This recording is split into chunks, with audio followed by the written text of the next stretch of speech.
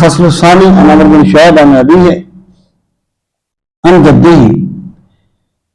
ان رسول اللہ صلی اللہ علیہ وسلم قال البیعان بالخیار ما لم يتفرقا الا ان يكون صفقة خیار ولا يحل له ان يفارق صاحبه خشیۃ ان يستقیل.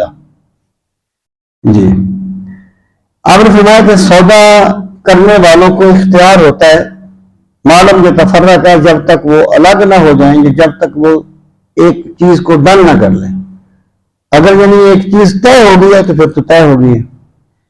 الا ان یکون صفقۃ خیار، مگر یہ کہ وہ سودا ہو ہی گئے خیار کا، یعنی اس نے یہ کہا ہو کہ بھی میں اگر چاہوں گا تو اس کو ختم کر دوں گا.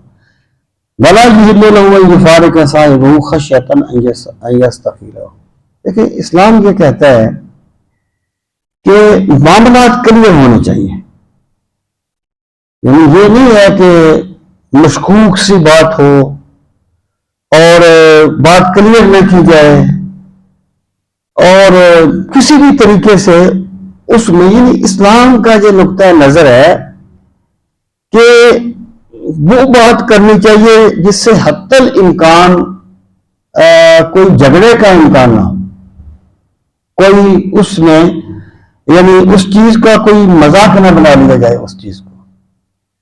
تو آپ نے فرمایا کہ اس کے لیے یہ حلال نہیں ہے کہ وہ اپنے صاحب کو چھوڑ دے، یعنی یہ ڈرتے ہوئے کہ کہیں سودا جو ہے وہ یہ فاسد نہ کر دے، بیع کو ختم نہ کر دے.